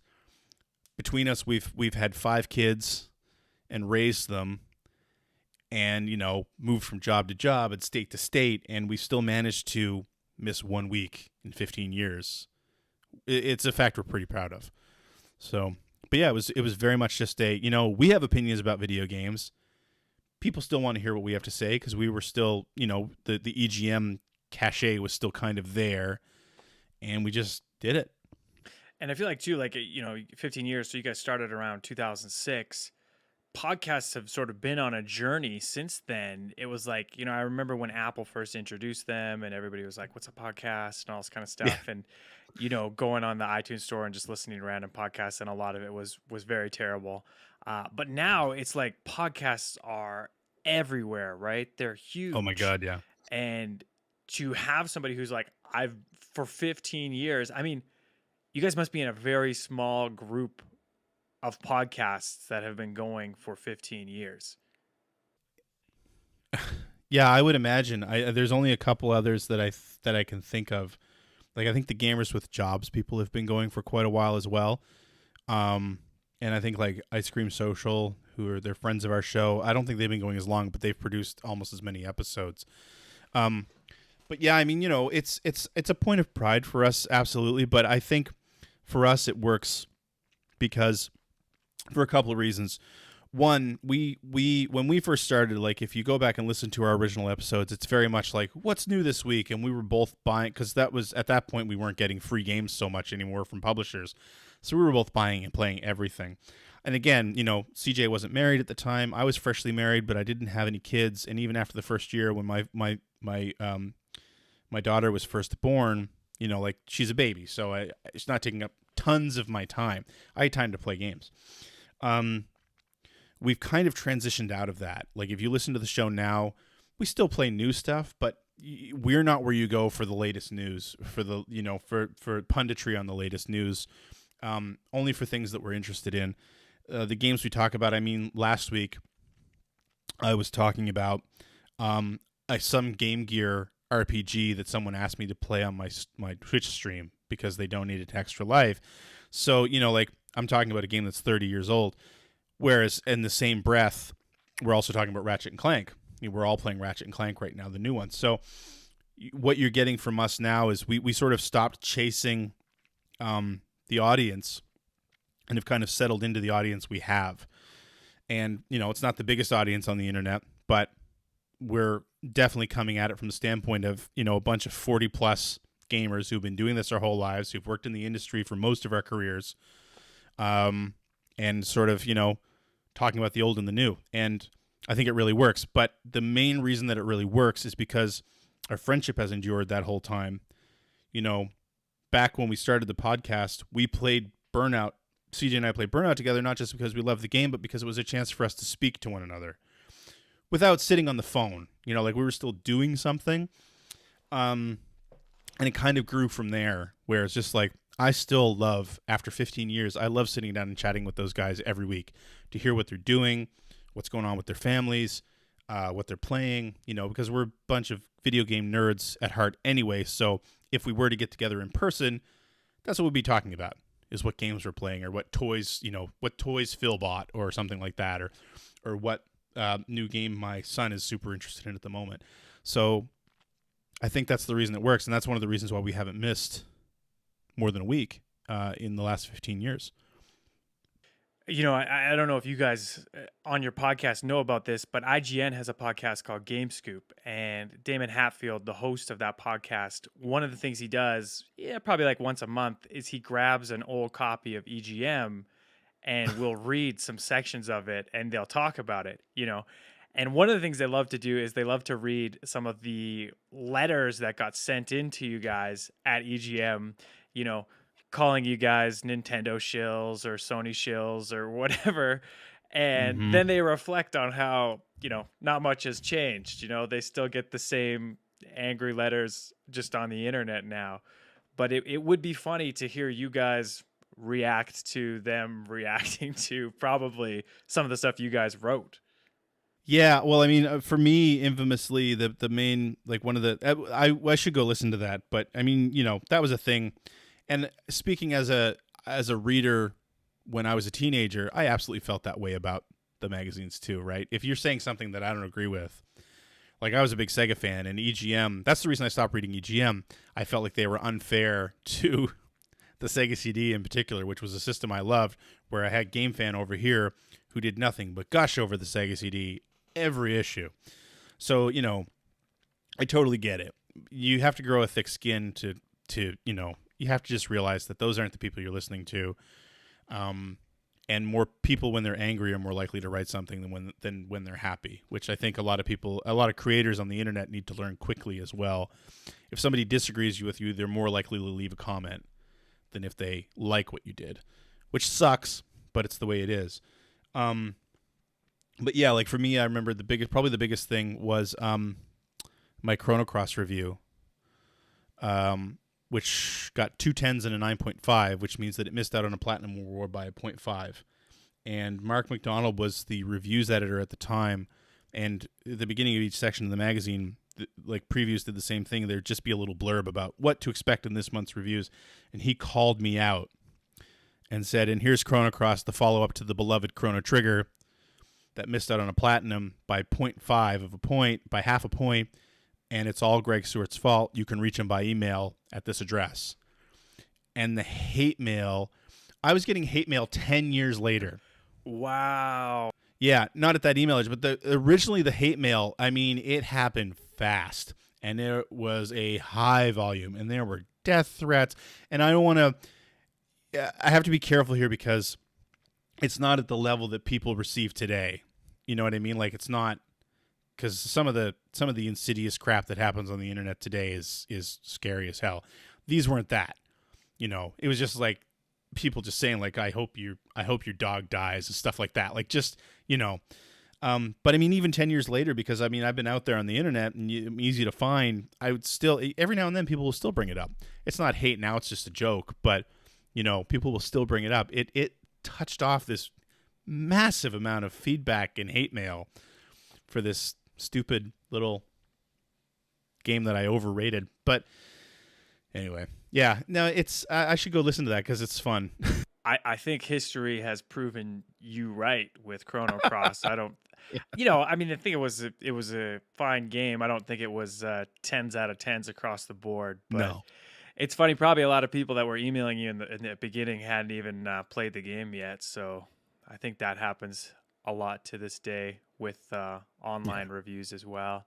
Was that kind of for you? Was that like, wow, there's a lot of troubled people out there taking this a bit too seriously, or were you kind of like, this happens to everybody, it's not a big deal? I think I was definitely more in the latter camp. I mean, like I say, it was just a thing. It was just part of it. You grew a thick skin. And I mean, starting out on the internet the way I did, doing a fan site, it was pretty common to get that sort of thing anyway. So you were kind of ready for it, for better or worse. But again, I think the level of vitriol and hate that people get now is it's just levels deeper than anything we saw 20 years ago, which is a real shame. But yeah, you just kind of shrug it off and keep moving on. Yeah, I think for a lot of people, it's like, man, video games are meant to, be a pleasant experience in people's lives, something enjoyable, something that takes away stress, all those kind of things. Yeah. And so, you know, we're still sort of in the infancy of online gaming communities, right? And it hasn't figured itself all out yet, but it can get pretty toxic. And I feel like that with my kids, as they get older, being like, I don't know if I would want them to experience, an Xbox 360 Call of Duty chat or Yeah. whatever, just because it's like, you want to keep those positive vibes. And I think a lot of people have dissed Nintendo over the years with friend codes and the lack of chat and all that kind of stuff. But they've known that all along, what's out there, and have tried to build a brand where somebody doesn't experience that kind of stuff on their console. Yeah, I mean, that's exactly it, because I was one of those people who sort of crapped on them for things like friend codes, but that was before I had kids. And now that I have them, and I'm so happy now that on every console, it seems like for those games, you can just get into a private chat, so like when my kids play online, if they're playing with their friends, they're in a private chat with their friends. They're not in the game chat, because, oh my God, those places are scary. Yeah. So speaking of making online content, when did you start making Generation 16 videos, and what was kind of the inspiration around that? Um, I think it's been probably 10 years, maybe. I don't really remember exactly when I started, but I know why I started was when I finally decided I wanted to get out of game development after a while, because I dealt with some bad crunch and then a couple of layoffs and things like that. And I actually went to media school. I wanted to get into television. And actually, I wanted to get into radio, thinking, hey, I've done a podcast for a while. I'd be perfect for radio. So I went to get some training on that. But part of that was also television. And I ended up falling in love with television and editing video and that sort of thing. So I went through all that. I got a job that didn't pay all that great, and I ended up going back to game development because it paid better, because we started having kids and stuff like that. But I think for me, the big thing, there were two things. There was one, I forget who wrote this. I think it was Austin. I don't remember his last name, but he had a blog called Pre-Sonic Genesis, where he was going through every game that was released on the Genesis before the first Sonic, and he was doing blog like reviews of each one, which I thought was fascinating. It was very cool because, speaking as a person who got into the Genesis a little bit late, I think, most people got into the Genesis with Sonic 1 and then a bigger group with Sonic 2. So everything that came before was kind of a mystery. So I found that really fascinating. And then there's Crontendo, which Dr. Sparkle had started up Crontendo, which I also loved the idea of just, doing quick reviews of every game in chronological order. And again, another example of, well, I could do that. And, especially where the internet feels very Nintendo-centric, especially when you go on YouTube. And there's a lot of analytics, I think, that prove that out. I mean, if you go to channels that cover retro stuff, both Nintendo and Sega, Nintendo always tends to perform better than Sega. But I'm a huge fan of the Genesis. I'm an even bigger fan of the Sega CD, and I was thinking, well, he's doing Nintendo. I'm going to do Genesis. I really want to do Sega CD, but I'm going to do Genesis. And that was really it. I mean, it just started out as like I'm basically aping what Dr. Sparkle was doing with Crontendo, but with the Genesis, like to the point that I actually reached out to him and said, like, do you mind if I do this? He's like, well, the internet's a big place, so I think you're okay. Thanks for asking, but that was really where it started, but it evolved quickly. Like, if you look at the earliest videos of Generation 16, it very much is just a quick, 3-minute review of a game. But then I got more into researching the development and the people and sort of the connections, like, say, with Thunder Force 2, looking at the original Thunder Force, which was on, I think, the X68000 computer or something like that. And suddenly it used to be 5 games per episode, and then suddenly those segments were ballooning into big 10-minute pieces. So then that's when I sort of went to a single game per episode and try to do a deep dive into each game, which I think differentiates me from, say, what Dr. Sparkle does with Crontendo. In that, it's like the latest episode I'm working on right now is Sword of Sodan, which is this complete throwaway first year of Electronic Arts hack and slash game. It's not very good. And I just actually recorded the audio for it tonight, and it's going to be at least a 20-minute episode for this little nothing game that nobody remembers, but I find the history of it fascinating. Got to speak. I went and spoke to the developers about the original and the port, and so really, Generation 16 is mostly for me and to satiate my desire not only to get better at editing video, which is another reason I started it, but to look at the history of these games and see if there's any kind of stories behind these games. It's great if other people watch it and enjoy it, and I have a pretty decent Patreon that says that there are people that really enjoy this, but it's more to satiate my curiosity and give me an excuse to go back and play everything and learn about everything. Because now that I'm in my 40s, got a huge retro game collection. I count the early 90s as pretty much my favorite time, my favorite era in gaming, because it was so experimental, especially when you bring in the multimedia element of it, where, people didn't know necessarily what to do with CD-ROM. So, like, when you look at, like, the Sega CD and even the PlayStation and Saturn and, like, the CDI and the CD32 and the Laser Active, which is another console that I've been covering on Generation 16, like, there's so many completely wild and out there ideas. You can tell nobody knew what they should be doing with this medium. And it's sort of created this fascinating time capsule, which I think, like, places like Screaming Villains and Limited Run are doing a great job at covering as well, where they're bringing back all these old digital pictures games and remastering them. And you look at those now and they're a joke. But back then, we were questioning, is this the future? Like, is this what this medium should be or can be or will be? And I just find that completely fascinating. So, I've been doing it for probably a decade now. Production is very slow because I do it sort of at my own pace. I gave up the idea of making a living at YouTube ages ago.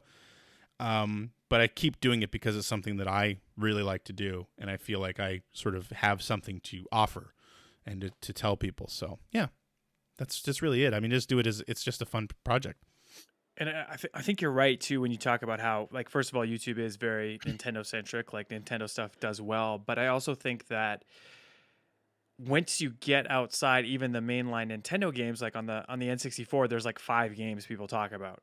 And everything else is, going unnoticed. And I think with a series like Generation 16, you are creating history and things that people are going to look back to when they want to research this stuff, right? When they want to know about things that happened on the Sega Genesis. And I'm sure you probably get people that discover your channel and they're like, yeah, I'm just binge watching your channel now because I watched one video and then I was like, I want to learn more about all this kind of stuff. So that's very cool.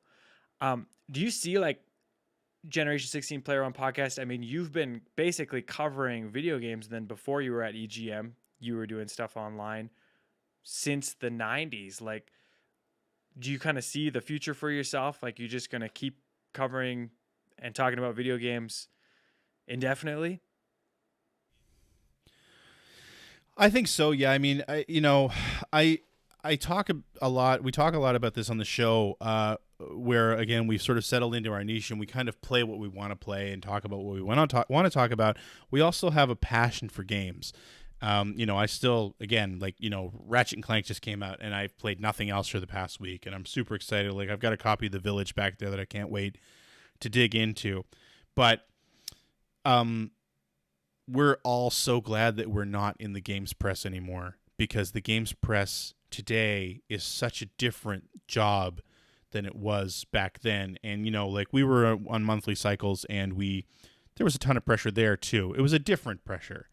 It was a different pressure to lay out and put together a magazine where you had finite space and you had to prioritize what you were going to talk about and what you weren't going to talk about.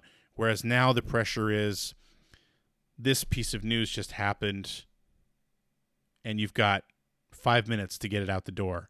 You don't have the editing process that we had. You've got basically unlimited space. In fact, you should probably pad because we need to serve ads because monetization on the internet is still trouble.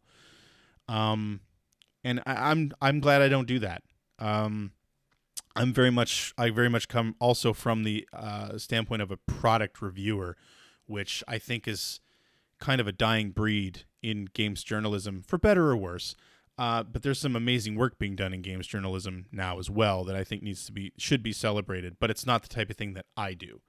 It's not the type of thing that I ever felt that I was good at or really interested in doing. So, but I still have that passion for games and also the nostalgia for these older games. So yeah, I mean, I do see myself continuing to do this. We always joke on the show about how, like, when we were approaching episode 500, how it was going to be the final episode. I mean, that was over 250 episodes ago. So, like, I think now every now and then we'll joke about when we get to 1,000, we'll give it up. I don't know when or how we're ever going to give it up. I hate to sound morbid, but I think it's going to be when one of us dies. Especially if it's CJ, because CJ does all the editing. So, like, Phil and I are too lazy to do the editing. But I don't know. Yeah, that's terrible. But yeah. Yeah. Oh, and he had the bank account for the Patreon account, so we can't do this anymore. But no, I mean, we've come close a couple of times because the thing is that I'm kind of out of the games industry at this point. But there was a time when I was off the show because I got my first job.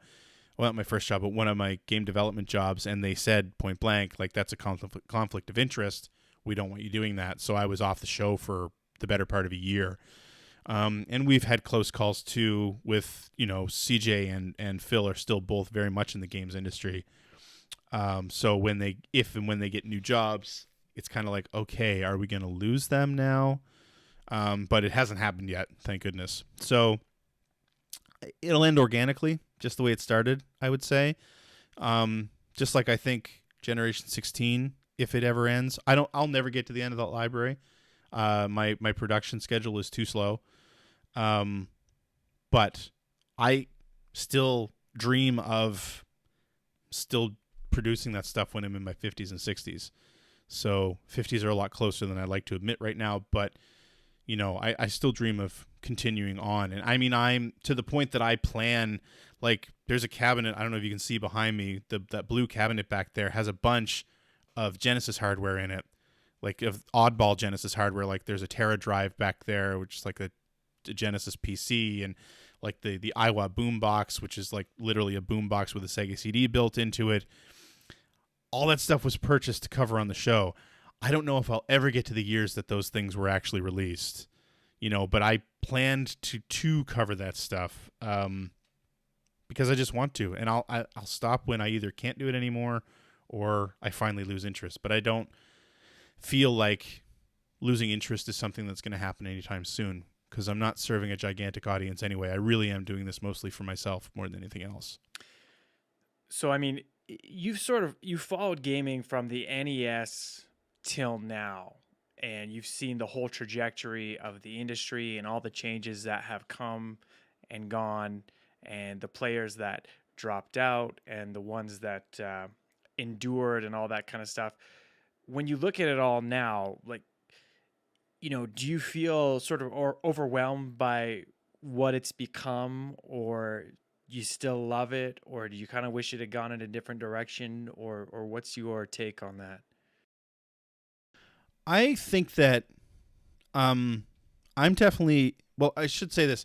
I'm not necessarily a different gamer than I was. I kind of am, but like when I was younger, like when late 80s, early 90s, and actually right through the 90s and into the early 2000s, I played everything. Like I had my goal was anything that was remotely interesting, I would sit down and play. There were very few genres I wouldn't touch, right? I would even I got into MMOs for a very short time before I realized they weren't for me. Was never into like sort of the Koei, the really heavy strategy games, that sort of thing. But otherwise, like if it looks interesting, I'm going to play it. I feel like that's almost impossible to do now because we have so many different places to play games, and different types of game. And I think really it's more healthy now than it ever was, because of the fact that, I can play games on my iPhone if I want. I have so many different ways to play games, and there's such a broad spectrum of game types, and you have games as services if you like that kind of thing. I'm not crazy about it, but that's a thing, right? And you've got sort of like the massive shooters, like Battle Royale style shooters that are huge, and squad-based shooters that are huge. But I feel like that doesn't mean the death of the type of games that I like, which are like the racing games and the single player story games. Everyone's kind of settled into a very specific role and across a wide swath of sort of delivery mediums. And so I feel like now more than ever before, you can actually find something you like, and there's a ton of content there. And especially with the addition of all the indie games, the rise of the indie game has been, I think, one of the best parts about video games in general over the past 15 years, because it's continued to deliver on that promise that I felt like we had when Live Arcade was happening and when the PS3 happened, which, these great sort of interesting little games that, especially as I get older, and you kind of alluded to that yourself as well, and have kids, I don't feel like I want to give as much time to games as I used to.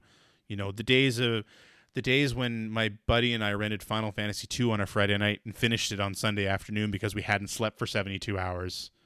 Those days are long gone, right? But I can still have these great, enjoyable experiences that aren't super expensive, but they still look great, and I get something out of them. They resonate. We're spoiled for choice now. You can't possibly play everything, and I think that's a great thing. We're advertised, the way we're advertised to nowadays is very much FOMO, which drives me crazy. But like, if you can remove yourself from that, there's so much to experience, and there's so many different types of games to play right now that you can definitely find something that works for you. And I love that. It's easier to access now than it has been in the 40 years that I've been playing. And I think that's great. Yeah, and it's funny, you guys probably get this a lot, but I personally have more time to listen to podcasts about video games than I do to actually play video games. And I'm sure lots of your listeners are in the same boat. Yeah. And, sometimes I head over to like our local retro gaming store as well, just, maybe to chat with people and stuff like that. Because being able to, I find it's something that instantly connects people when they love video games, especially retro games, and to be able to have those chats is something that's super powerful. And I think you're right. I mean, we're sort of in the golden age of video games. I mean, even if you like retro games, lots of stuff has been lost, but lots of stuff does get re-released and remade, and they're always catering to our nostalgia. And, I'm in the boat where the backlog and is just never going to be addressed, No. And that's okay. I've kind of just made peace with that. Like, I sell games sometimes. And I buy lots of used games, and sometimes you think, oh, I'll get around to it, and then you get honest with yourself. I mean, some of these RPGs that come out, like Xenoblade Chronicles, it's like 120 hours, and I'm like, that's just never going to happen for me unless, my kids get super into it in a couple years, and we all sit around the TV and play it together. That's like the only scenario, and even then, it's like they're not going to stick around for 120 hours. No, that's exactly it. And I mean, I'm the same way. I mean, I've got from working at the magazines you get on press lists, I've got a gigantic PlayStation 2 collection full of games that I put on the shelf and said, I'm going to play that someday. And I mean, that was 20 years ago, and I still haven't played a lot of them. That's just the way it is. But I think you're right. Like, you have to make peace with that and sort of what you're prioritizing. And, it's not that necessarily that you don't have the time, but you're not going to make the time. And once you sort of accept that that's the way it is, you don't go out and buy Xenoblade Chronicles when you know that you're not going to make 120 hours to play that game, right? But otherwise, yeah. I mean, you're right. It's a golden age. As older gamers, I feel like we don't necessarily feel that way all the time. There's definitely, I see trends, like I sat here and bitched about the overwhelming amount of squad-based shooters we saw during the E3 presentations a couple weeks ago. But I mean, yeah, I'm never going to play those. But there are whole groups of people that love them, and that's great. I've still got, like I said, I just had Ratchet and Clank. I've still got Resident Evil. I have no shortage of. There are way too many games that I am interested coming out that I'll never have the time to play all of them anyway. I don't care that there's a whole subset of games that I'm not interested in that I'll never play anyway. Bring it on. Bring it all on. I don't care. Yeah, and I think too, what's old is always new again. We're in this stage now where you're right. Everybody's trying to pitch the games as a service, the squad-based shooters. Everybody wants that Fortnite money because it's just made insane amounts of money. Mhm. And I am excited for the industry to sort of move past that. But, what's next might not necessarily be something that I'm really passionate about. But, at the same time, like sitting on my shelf, I've got like the collection of Mana, and then they made like the Trials of Mana remake, right? And Yep. companies like Square are just sort of throwing, Final Fantasy VII remake, right? Every once in a while, you're getting these things. Super Mario 3D All-Stars collection. It's just like the list kind of goes on where there literally is something for everybody now. And Yeah. that's a great place to be. Yeah, absolutely. And I mean, being around long enough, that these trends will end. I mean, there was a time when, in the early 90s, it's like, oh my God, how many more mascot platformers do we need? And then in the mid 90s, it's like everybody's making a fighting game. Like, all that stuff's gone by the wayside, and it's sort of hit an equilibrium. And the squad-based shooters, it'll do that. That'll happen as well. I mean, there was a time when there was just an endless supply of World War II shooters. That doesn't happen anymore either. So,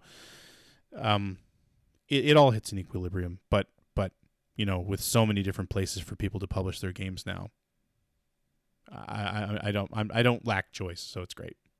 Yeah. Well, Greg, I'm going to be honest with you. I could probably keep asking you questions for another couple hours, but I want to be respectful of your time. And first of all, thank you for coming on the episode and sharing about your experiences. I'll say there's not a lot of information about the history of EGM online right now. And so it's cool to hear stories from individuals like yourself. And hopefully some of that information gets preserved because, we have the magazines and some people have scanned the magazines, but it's really fascinating to hear what that world was like when you were in the thick of it, Cool. Yeah, no, I really appreciate it, the invitation. This has been a lot of fun. It's always fun to go down and sort of remember and share those memories for sure. And yeah, there's definitely a lot more. So I don't know, maybe I may get around to doing some Let's Reads or something of the issues that I was in and telling some more of those stories. But no, I really appreciate this. This has been a great time. Thank you for having me. So let me just ask you a quick question. Where can our listeners find you out there? And is there anything that you want to promote that's coming up? Sure. So you can hear me every week on Player One Podcast with fellow EGM alumni Phil Theobald and Chris Johnston, playeronepodcast.com. You can check out my YouTube channel, youtube.com/Sewart is where you'll find Generation 16 along with other videos that I produce. Most importantly for me is I stream 3 nights a week on Twitch TV/Sewart, and I stream to raise money for Extra Life in the IWK Health Center here in Halifax, Nova Scotia. It's something that I've been doing for 11 years now. We've managed to, with my wonderful little community, raise over like $75,000 for that hospital in the last decade, which I'm extremely proud of. But those I stream those 3 nights, Monday, Tuesday, and Thursday nights, exclusively to raise money for Extra Life. So please, if that's something you're interested in supporting, come check it out. Plus, it's a great retro channel with a great little group of people in the chat that are super respectful and are just there to have a good time. And there's like zero drama, so it's great to hang out and chat with those people. So please consider coming and doing that. Awesome, man. Well, thank you so much for coming on the show. Thank you guys for listening, and I'll just say goodbye for now.